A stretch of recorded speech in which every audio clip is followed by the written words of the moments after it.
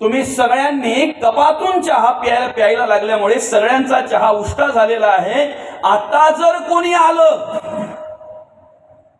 ऐकताय का, आता जर कोणी आलं तर तुम्ही तुमचा चहा देऊ शकत नाही, पण आता जर कोणी आलं तर माझा अर्धा राहिलेला कप भर चहा मी त्याला देऊ शकतो। ही आमची भारताची संस्कृती आहे, हा आमचा हिंदुस्थानची संस्कृती आहे। जे तोंडात गेलं ते आमचं, हातात आहे ना ते दुसऱ्याचं। आणि म्हणून मी पुन्हा एकदा का म्हणतो की ह्या माणसांचा आदर्श घ्या। कैलासवासी पार्वतीबाई सोमा पाटील, आईंच्या तोंडात गेलं ना ते तिचं, पण जोपर्यंत हातात आहे ना तोपर्यंत दुसऱ्याचं होतं। भुकेल्याची भूक जाणली आईसाहेबांनी, तहानल्याची तहान जाणली आईसाहेबांनी। जेवढं चांगलं जगता येईल तेवढे चांगले जगले, जेवढं चांगलं वागता येईल तेवढं चांगलं वागले। आणि म्हणून मरणोत्तर सुद्धा अतिशय चांगल्या प्रकारे या ठिकाणी मुलांनी श्राद्ध कर्म करायला, अर्थात अंत्येष्टी विधी ज्याला म्हणतात, ती विधी अतिशय चांगल्या प्रकारे या ठिकाणी केली। कुठल्याही प्रकारे कमतरता ठेवली नाही। आईसाहेब गेल्यापासून अनेक कार्यक्रमांचं आयोजन या ठिकाणी केलं। मग अनेक भजन असतील, अनेक प्रवचन असतील, अनेक कीर्तन असतील, बरं का, हरिपाठ असेल, अनेक कार्यक्रमांचं आयोजन या ठिकाणी केलं। मी म्हणेन रोजचे कार्यक्रम या ठिकाणी संपन्न केलेले आहेत, रोजचे कार्यक्रम। आणि विशेष म्हणजे नुसते कार्यक्रम संपन्न नाही केले तर कार्यक्रमाची आवड सुद्धा मुलांना, नाही का, आवडीने सर्वांनी श्रवण केलं, नामस्मरण केलं। आणि आपल्यातून जो निघून गेलेला माणूस आहे ना, तो एकदा आपल्यातून निघून गेला की 13 दिवस ह्याच प्रमाणे आपल्याला कार्य करायचं असते, बरं का। देवाचं नामस्मरण करा, भजन करा, हरिपाठ त्या ठिकाणी आयोजित करा, कीर्तन श्रवण करा, प्रवचन श्रवण करा। कारण जो माणूस गेलेला आहे ना त्या जीवात्म्यास शांती मिळावी, भावपूर्ण श्रद्धांजली आपण जर अर्पण करायची असेल, आदरांजली जर अर्पण करायची असेल तर ह्याच पद्धतीने आदरांजली आपण अर्पण केली पाहिजे, श्रद्धांजली अर्पण केली पाहिजे। म्हणजेच त्या जीवात्म्याला काय होईल, मुक्ती मिळेल, शांती मिळेल, बरं का। आणि म्हणून खऱ्या अर्थानं आम्ही काय केलं पाहिजे तर शेवट हा प्रत्येकाला आहे। शेवटचा दिवस गोड व्हावा असं जर वाटत असेल तर त्यासाठी आम्ही अखंड भगवंताचं नामस्मरण केलं पाहिजे। खरं तर या ठिकाणी आमचे विनोद दादा पाटील असतील, हनुमान दादा पाटील असतील, यांनी संपर्क केला। आणि मला तरी वाटतंय ज्या वेळेला आईचं देहावसन झालं त्याच वेळेला संपर्क झाल्यामुळे या ठिकाणी मला ही सेवा करता आली। तुमचं सगळ्यांचं सेवा करता येत आहे, सगळ्यांचं दर्शन होत आहे, बरं का।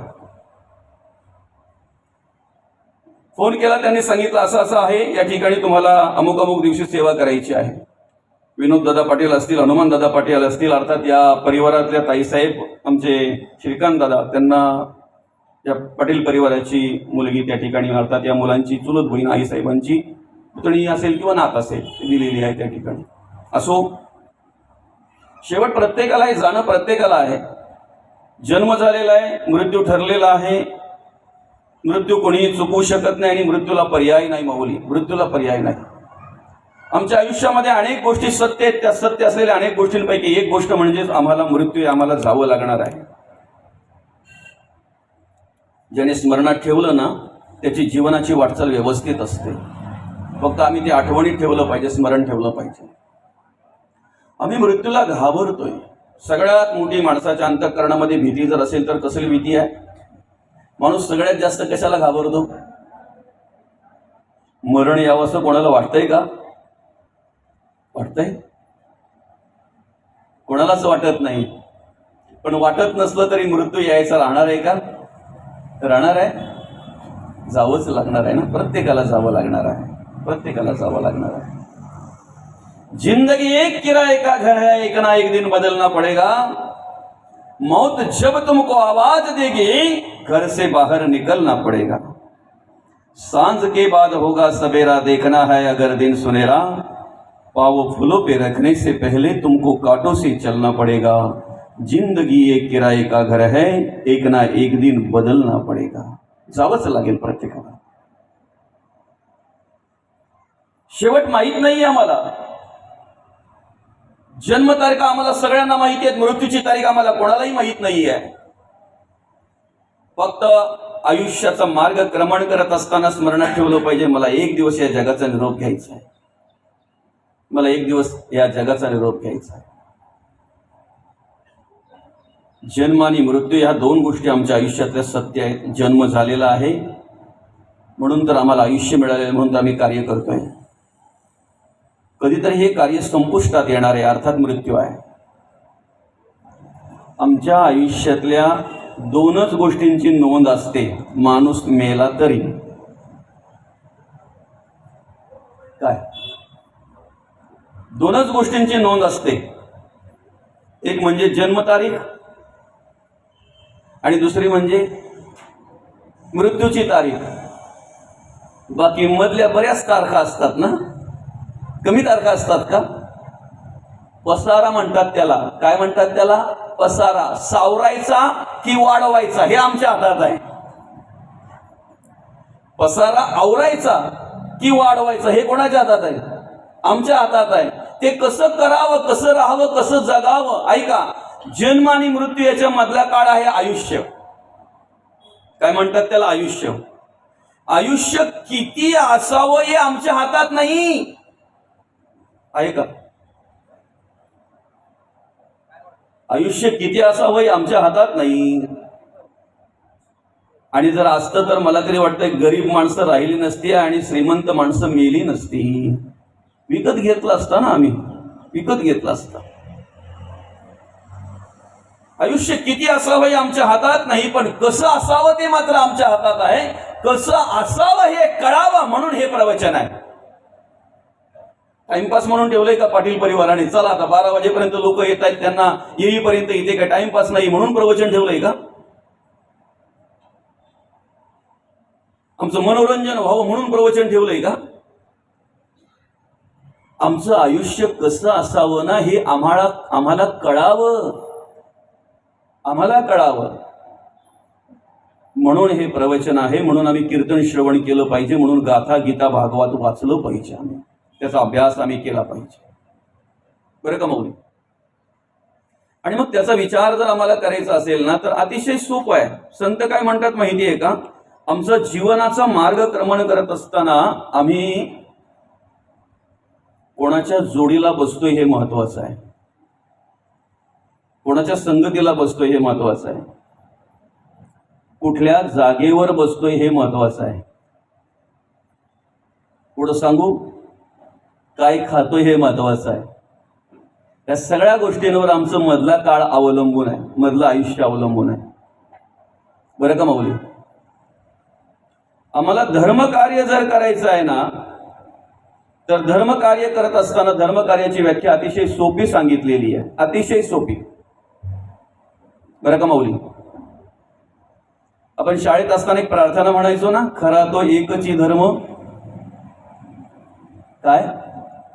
जगाला प्रेम अर्पावे. त्या जगात सगळीच आहेत ना, जगात सगळीच आहेत की नाही? एक म्हण होती बघा आपल्याला, प्रेमाने जग जिंकावे, प्रेमाने जग जिंकावे. काय प्रार्थना होत्या ना आपल्या वेळेला? असो तुला देवा माझा सदा नमस्कार, नाही? या प्रार्थना होत्या. सकाळी सगळ्या विद्यार्थ्यांकडून बोलवून घ्यायच्या आणि मग पुढे अभ्यासाला सुरुवात करायची. मस्त. आता जाऊन बघा बरं काय काय प्रार्थना आहेत त्या. कधी गेलात का? पालक सभेला गेल्यानंतर बघा काय चाललंय ते जरा पाहिलं पाहिजे, आपण गेलं पाहिजे. आपला मुलगा ज्या ठिकाणी शिकतोय, ज्या ठिकाणी त्याच्यावर मार्गदर्शन होत आहे, संस्कार होतात, त्या ठिकाणी आपण बघितलं पाहिजे नक्की काय काय शिकवलं जातं हे बघितलं पाहिजे आपण. बरं का? खरा तो एकची धर्म जगाला प्रेम अर्पावे. आमचं जगणं वागणं कसं असावं याचा विचार आम्ही केला पाहिजे, याचा अभ्यास आम्ही केला पाहिजे. आणि आयुष्यामध्ये विचार महत्वाचा आहे, विचार महत्वाचा आहे. कोणताही कार्य जो विचारपूर्वक करतो ना तो यशस्वी होतो. समजतंय? तुम्हाला संसार करायचा आहे ना, विचारपूर्वक करा, यशस्वी व्हाल. तुम्हाला प्रपंच करायचं आहे ना, विचारपूर्वक करा, यशस्वी व्हाल. तसं परमार्थ करायचंय, भक्ती करायची आहे ना, विचारपूर्वक करा. विचार महत्वाचा आहे. माणूस विचार करत नाही का हो? आता तुम्ही इथे बसलात, तुम्ही विचार करत नाहीत का? अशाच बसलात का? असेच बसलात का तुम्ही? काही विचार करत असतील किती वाजता सुरुवात झाली आणि किती वाजता थांबतोय काय माहिती बाबा. बरं, कोणाकडे कुठला विचार तर कोणाकडे कुठला विचार. काही महिला इथे बसून विचार करतायत, घाई गडबडीत लॉक करून आले खरी, पण गॅस बंद केली की नाही केली काय माहिती खालून. हो 2 दिवस ते वास येत होता ना थोडा गॅसचा, बंद केली की नाही केली काय माहिती. काही इथे बसून विचार करतायत नातवाचं कसं काय व्हायचं काय माहिती. 5 मिनिटं पण माझ्या वाचून राहत नाही आणि मी इकडे आले, डोळा चुकून आले त्याचा, लई आड्डा भरला असेल त्याने. इथे बसून विचार करते ती. मला सांगा या विचाराला काही महत्व आहे का? इथे बसून या विचाराला काही महत्व आहे? आपण बसलोय कुठे? आता प्रवचन श्रवण करतोय, आपण श्रवणाला बसलेलो आहोत, ऐकायला बसलेलो आहोत. बरं का, विचार करत नाही असा माणूसच नाही, विचार करत नाही असा माणूसच नाही. पण काय विचार केला पाहिजे याची ओळख करून देत असताना जगद्गुरु तुकोबा म्हणताय, क्षण क्षणा हाची करावा विचार, तरावया पार भवसिंधू. भवसिंधू आम्हाला तरुण जायचा आहे ना, तो विचार केला पाहिजे. आम्हाला उद्धार करून घ्यायचा आहे आमच्या जीवनाचा. आम्हाला अंतरात्मा असताना सत्याची ओळख घ्यायची आहे, सत्य कार्य करायचं आहे, धर्म कार्य करायचंय, देव कार्य करायची, देवपूजा करायची, उपासना करायची आम्हाला. एकदा तो देव निघून गेला ना की मग काही घडू शकत नाही माऊली, काही घडू शकत नाही. जोपर्यंत आहे तोपर्यंत आम्हाला आमच्या जीवनाचं सार्थक करून घ्यायचं आहे. जोपर्यंत तो देव आहे तोपर्यंत आम्हाला जीवनाचं सार्थक करून घ्यायचं आहे. हा विचार आमच्या अंतःकरणामध्ये आला पाहिजे. तो लाख हिफाजत कर ले लाख करे रखवाली, उड़ जाएगा एक दिन पंछी रहेगा पिंजरा खाली. बरं का, एकदा रिकामा पिंजरा असला ना की कोणीही त्याच्याकडे पाहत नाही. तुमच्या दाराजवळ टांगलेल्या पिंजऱ्याचं निरीक्षण लोक तेव्हाच करतात जेव्हा त्या पिंजऱ्यामध्ये कुठला तरी पक्षी असतो. रिकाम्या पिंजऱ्याचं निरीक्षण कोण करते? जोपर्यंत अंतरात्मा आहे तोपर्यंत आमचं प्रेम, आमचा जीव, आम्ही एकमेकाला जीव लावतोय बघा, प्रेम करतोय, एकमेकाला मार्गदर्शन करतोय, सांभाळतोय, आधार देतोय. कुठपर्यंत? जोपर्यंत अंतरात्मा आहे तोपर्यंत. एकदा अंतरात्मा निघून गेला ना मग मात्र नाही कुणाचे कोणी तुझे नव्हे रे, कोणी अंतीच असेल एकला रे प्राण्या माझे माझे म्हणून. बंधू कुणाची, बहीण कुणाची, कोण कुणाचे, सगळे सोयरे मेल्यापाठी सर्वच राहील, तुटतील धागे दोरे प्राण्या माईचा बाजार. 2 दिवसाची तुझी जवानी नाही पुढे टिकणार रे, वृद्धपण येता जवळी वैद्य काय करणार प्राण्या माईचा बाजार. नाही कुणाचे कोणी तुझे नव्हे रे कोणी, अंती जाशील एकला रे प्राण्या माझे माझे म्हणून. दुर्दैव काय माहितीये का, ज्या सत्याची ओळख घ्यायला पाहिजे ना, ज्या देवाची ओळख घ्यायला पाहिजे ना, ज्या देवाचं कार्य करायला पाहिजे ना, ते न करता आम्ही कुठे कुठे अडकून राहतो बघा, कुठे कुठे अडकून राहतो. आणि त्याच्यातच आम्हाला समाधान वाटतंय. माईच्या जाळामध्ये आम्ही स्वतःहून अडकून घेतो. देहबुद्धी, अज्ञान, अंधश्रद्धा, भ्रमामध्ये आम्ही स्वतः अडकून घेतोय. पण त्यातच आम्हाला आनंद वाटतोय, त्यातच आम्हाला सुख वाटतोय. बरं का, त्याच्यातच आम्हाला सुख वाटतंय. एका माणसाला जंगलामध्ये एका झाडाच्या पोकळीमध्ये 2 पोपट सापडले. पोपटाची पिली दोन्ही घरी आणली त्याने. त्यांना खायला वगैरे द्यायला लागलं. तो थोडी थोडी मोठी झाली आणि मग काय झालं, अशी चोच वगैरे लाल मस्त की हिरवेगार पोपट ते अगदी मस्त दिसायला लागले. आणि दोन्ही पोपटांना 2 पिंजरे आणले. ऐकताय ना, 2 पोपट आहेत ना, 2 पोपटांना 2 पिंजरे आणले त्यांनी. एकाला सोन्याचा पिंजरा आणला आणि एकाला लोखंडाचा पिंजरा आणला. एकाला सोन्याचा पिंजरा आणला, एकाला लोखंडाचा पिंजरा आणला. मला सांगा आनंदी कोण असेल, सोन्याच्या पिंजऱ्यातला का लोखंडाच्या पिंजऱ्यातला? आनंदी कोण असेल? सोन्याच्या पिंजऱ्यातला. काय भाव आहे आता सध्या? पुरुषांपेक्षा महिलांना माहिती असेल, कारण काही खरेदी करायला गेलं का पहिलं लक्ष देत असतोय, उतरला का बरं, उतरला का बरं, उतरतच नाही, चढतच चाललाय म्हणे. असो, चला हरकत नाही. जेव्हा त्या माणसाकडे एक पाहुणा आला ना, तेव्हा त्या पाहुण्याने बघितलं, अरे बापरे छान पोपट आहेत मस्त. आणि मग तो पाहुणा लोखंडाच्या पिंजऱ्यात असलेल्या पोपटाकडे गेला आणि त्याला विचारतोय, काय कसं वाटतंय? तेव्हा त्याने सांगितलं, दादा स्वतंत्र होतो, मस्तकी विहार करायचो, मला वाटेल तसं कुठेही फिरायचो, मला वाटेल ते फळ खायचो, मला वाटेल त्या झाडावरून दुसऱ्या झाडावर तिसऱ्या झाडावर असं फिरायचो मस्तकी. आता पिंजऱ्यामध्ये बंदिस्त आहे ना, खूप दुःखी आहे रे दादा, खूप दुःखी आहे, खूप दुःखी. त्या पाहुण्याला वाटलं की हा लोखंडाच्या पिंजऱ्यात आहे म्हणून दुःखी आहे, आपण सोन्याच्या पिंजऱ्यातल्या पोपटाला जाऊन विचारू. आणि मग तो पाहुणा सोन्याच्या पिंजऱ्याच्या पोपटामध्ये, त्या ठिकाणी पिंजऱ्यामध्ये जो पोपट होता त्या पोपटाला जाऊन विचारतोय, कसं वाटतंय दादा? त्यावेळेला त्याने दिलेलं उत्तर काय म्हणतोय माहितीये का? सोन्याच्या पिंजऱ्यात असलेला पोपट काय म्हणतोय, दादा पिंजरा लोखंडाचा काय आणि सोन्याचा काय, दोघांची अवस्था सारखीच आहे, बंदिस्तच. करोड रुपयाच्या घरात राहिला काय, बंगल्यामध्ये राहिला काय, आणि लाखो रुपयाच्या घरामध्ये अगदी झोपडीत राहिला काय? माईच्या अधीन असेल, देहबुद्धीच्या अधीन असेल, अज्ञानाच्या अधीन असेल, अंधश्रद्धेच्या अधीन असेल आणि भ्रमाच्या अधीन जर असेल तर दोघांची अवस्था सारखीच आहे, दोघांची अवस्था सारखीच आहे. येताना काही घेऊन आलो नाही दादा आपण, आणि जातानाही काही घेऊन जाणार नाहीत. क्या लेके आयो रे जग में, क्या लेके जाएगा, 2 दिन की जिंदगी है 2 दिन का मेला. येताना कपडेही नव्हते बरोबर, आमच्या वस्त्रही नव्हती, जातानाही काही देणार नाहीत आमच्या बरोबर. देतील का काही? देतील?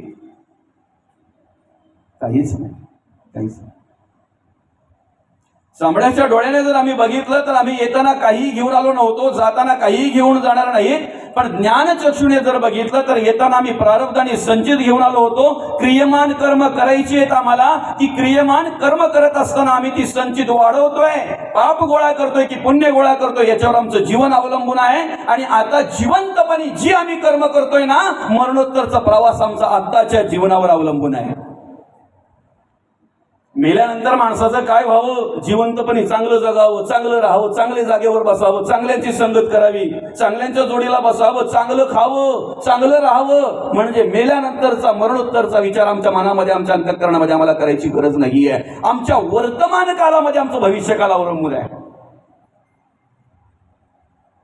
वर्षभर जो अभ्यासच करत नाही ना, त्याला परीक्षाच नाही येईल असं, नाही येईल तर बरं आहे असं वाटतंय. जो वर्षभर अभ्यासच करत नाही ना, त्याला परीक्षाच नाही येईल तर बरं होईल असं वाटतंय. पण जो वर्षभर अभ्यास करतोय ना, तो आतुरतेने परीक्षेची वाट पाहत असतोय. आम्हाला तयारी करायची आहे, या जगाचा निरोप घेण्याच्या आधी तयारीत राहायचंय आम्हाला. आम्हाला म्हणता आलं पाहिजे आम्ही वैकुंठीचे वासी आलो. ह्याची कारणासी, कोणत्या कारणास्तव? याची कारणास्तव देवाचं, देशाचं आणि धर्माचं कार्य करणं आमचं कर्तव्य आहे का? स्वतःसाठी आणि स्वतःसाठी जगणारी माणसं आम्हाला अनेक पाहायला मिळतात. स्वतःसाठी आणि स्वतःसाठी जगणाऱ्या माणसांचं नाव पण शिल्लक राहिलं नाही. पण देवासाठी, देशासाठी आणि धर्मासाठी ज्यांनी कार्य केलं ना, ते प्रतिमेच्या रूपामध्ये, मूर्तीच्या रूपामध्ये आमच्या घरात आहेत आणि विचाराच्या रूपामध्ये आमच्या हृदयात आहेत. ती माणसं आमच्या हृदयात आहेत. देह जाणार आहे रे, देह जाईल जाईल असे काळ वा खाईल. नाशिवंत देह जाणार, सकळ आयुष्य खातो काळ सावधान. देह नाशिवंत आहे, देह जाणार आहे, देहाची राख होते, माती होते, देहाला अग्नी लावली जाते. 5 भूत 5 भूतांमध्ये विलीन होतात. पृथ्वी, आप, तेज, वायू, आकाश, 5ही भूत 5ही भूतांमध्ये विलीन होतात. पण देह गेल्यानंतर जर कीर्ती रूपाने जर आम्हाला राहायचं असेल ना, तर संसार करता करता आम्हाला देव कार्य करता आलं पाहिजे. आम्हाला स्वतःला जगता जगता इतरांना जगू द्यात, इतरांना जगवता आलं पाहिजे, इतरांच्याही जगण्याचा विचार आम्ही केला पाहिजे. आम्ही स्वतः सुखी होता होता इतरांच्याही सुखाचा विचार आम्ही केला पाहिजे. आम्ही खऱ्या अर्थानं आमच्या जीवनाचा आनंद घेता घेता इतरांनाही त्यांच्या जीवनाचा आनंद देता येतो का त्यासाठी विचार केला पाहिजे. आणि तेच कार्य केलं वैराग्याचे महामेरू असलेल्या जगद्गुरु तुकोबांनी. तेच कार्य केलं संपूर्ण विश्वाची मौली असलेल्या मौली ज्ञानोबांनी. तेच कार्य केलं शांती ब्रह्मनाथ महाराजांनी. जनाबाई, मुक्ताबाई, कान्होपात्रा, बहिणाबाई यांनी तेच कार्य केलं. म्हणून आजही विचाराच्या रूपाने ते आमच्या हृदयात आहेत. आमच्या हृदयात आहेत.